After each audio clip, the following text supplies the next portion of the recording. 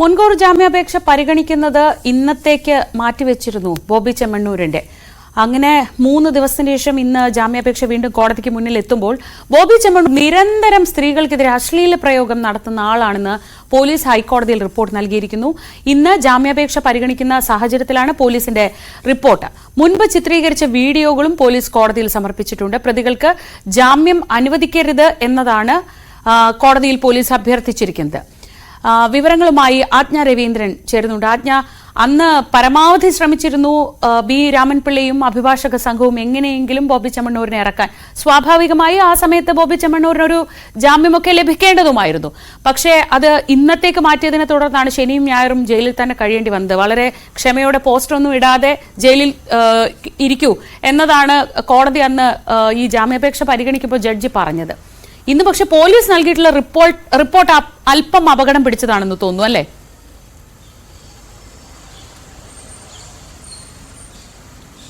തീർച്ചയായിട്ടും ശ്രീജ, കാരണം ഹണി റോസിനെതിരെ സമൂഹ മാധ്യമങ്ങളിൽ കൂടിയോ അല്ലാതെയോ താൻ ലൈംഗിക അധിക്ഷേപം നടത്തിയിട്ടില്ല, അല്ലെങ്കിൽ താൻ ദ്വയാർത്ഥ പ്രയോഗം നടത്തിയിട്ടില്ല എന്നുള്ള വാദമാണ് ബോബി ചെമ്മണ്ണൂരിൻ്റേത്.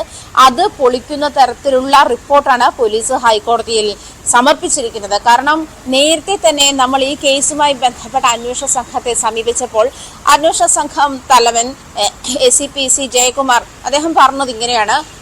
അതായത് ഹണി റോസിന് എതിരെയുള്ള വീഡിയോകൾ മാത്രമല്ല, അതായത് അദ്ദേഹം ബോബി ചെമ്മണ്ണൂർ സോഷ്യൽ മീഡിയ ഹാൻഡിലുകളിൽ കൈകാര്യം ചെയ്തിട്ടുള്ള എല്ലാ വീഡിയോകളും, അതായത് ദ്വയാർത്ഥ പ്രയോഗമുള്ള എല്ലാ വീഡിയോകളും പോലീസുകാർക്ക് ലഭിച്ചുകൊണ്ടിരിക്കുകയാണ്. നിരന്തരം ഇങ്ങനെ ആളുകൾ ഫോർവേഡ് ചെയ്യുകയും അല്ലെങ്കിൽ ഇങ്ങനത്തെ വീഡിയോകൾ ഷെയർ ചെയ്യുകയും ചെയ്യുന്ന ഒരു സാഹചര്യം കൂടിയുണ്ട്. അതുകൊണ്ട് തന്നെ അതും കൂടി കണക്കിലെടുത്ത് തന്നെയാണ് പോലീസ് ഹൈക്കോടതിയിൽ ഇത്തരത്തിലൊരു റിപ്പോർട്ട് നൽകിയിരിക്കുന്നത്. മാത്രമല്ല, താൻ അറസ്റ്റിലായ ശേഷം തനിക്ക് ഇത്തരം കാര്യങ്ങളിൽ അതല്ലെങ്കിൽ ചെയ്ത കാര്യങ്ങളിൽ കുറ്റബോധമില്ല, അതല്ലെങ്കിൽ താൻ തെറ്റ് ചെയ്തിട്ടില്ല എന്ന് ആവർത്തിച്ച് പറയുമ്പോഴും നിയമ വ്യവസ്ഥയോട് അങ്ങേയറ്റം പുച്ഛം കാണിക്കുന്ന, അല്ലെങ്കിൽ ഒട്ടും യോജിച്ചു പോകാത്ത തരത്തിലുള്ള നിലപാടാണ് ബോബി ചെമ്മണ്ണൂരിന്റെ ഭാഗത്തു നിന്നും ഉണ്ടായത്.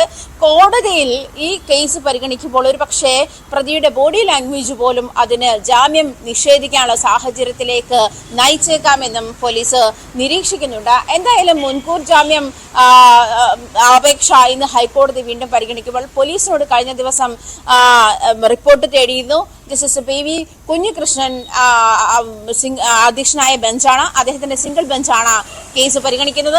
ഇന്ന് ഒരു 10:15 കൂടി കേസ് പരിഗണിക്കുമെന്നാണ് മനസ്സിലാക്കാൻ കഴിയുന്നത്. അതേസമയം ബോബി ചെമ്മണ്ണൂരിന്റെ ജാമ്യാപേക്ഷ അടിയന്തരമായി കോടതിയിലെത്തിയപ്പോൾ എന്താണ് ഈ കേസിന് ഇത്ര പ്രത്യേകത? ബോബി ചെമ്മണ്ണൂരും ഒരു സാധാരണക്കാരനാണ്, പ്രത്യേകിച്ചും പോലീസും ആ നിലപാട് തന്നെ എടുത്തിരുന്നു. പ്രതികൾക്ക്, അതായത് ഇത്തരത്തിൽ ലൈംഗിക അധിക്ഷേപ കേസുകളിൽ, ലൈംഗിക അതിക്രമ കേസുകളിൽ പ്രതികളാകുന്നവർക്ക് നൽകുന്ന അതേ പരിഗണന മാത്രമേ ബോബി ചെമ്മണ്ണൂരിന് നൽകിയിട്ടുള്ളൂ. ജയിലിലും കാക്കനാട് ജില്ലാ ജയിലിൽ കിടക്കുന്ന ബോബി ചെമ്മണ്ണൂരിനും റിമാൻഡ് തടവുകാർക്കൊപ്പം തന്നെയാണ് കിടക്കുന്നത്. അല്ലാതെ പ്രത്യേകിച്ചൊരു പരിഗണനയൊന്നും ജയിലിലും നൽകിയിട്ടില്ല. എന്തായാലും ബോബി ചെമ്മണ്ണൂരിന് ഈ പറയുന്ന, അതായത് ഹണി റോസ് ബോബി ചെമ്മണ്ണൂരിന് എതിരെ പരാതി നൽകിയപ്പോൾ ഇങ്ങനെയാണ് ഫേസ്ബുക്കിൽ കുറിച്ചത്. താങ്കളുടെ പണത്തിന്റെ അഹങ്കാരത്തിൽ വിശ്വസിക്കുക, അല്ലെങ്കിൽ പണത്തിന്റെ ഹുങ്കിൽ വിശ്വസിക്കൂ, ഞാൻ ഇന്ത്യയിലെ നിയമവ്യവസ്ഥയെ വിശ്വസിക്കുന്നു എന്ന് തന്നെയാണ്.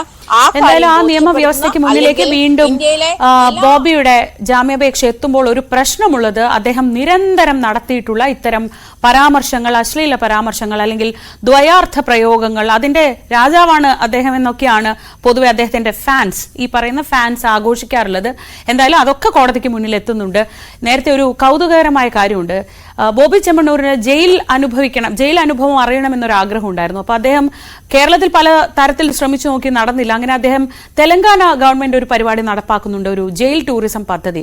അങ്ങനെ അദ്ദേഹം ആ ജയിൽ എക്സ്പീരിയൻസ് അറിയാൻ വേണ്ടി തെലങ്കാന ജയിലിൽ ഒരു ദിവസം അങ്ങോട്ട് പണം അടച്ച് അവിടെ താമസിച്ചിരുന്നു. അപ്പോൾ കേരളത്തിലെ ജയിലിന്റെ അനുഭവം കൂടി ഈ ഒരു കേസുമായി ബന്ധപ്പെട്ട് അദ്ദേഹത്തിന് കിട്ടി എന്നത് ഒരു കൗതുകമാവാം, അല്ലെങ്കിൽ ഒരു വിരോധാഭാസം ആയിരിക്കാം.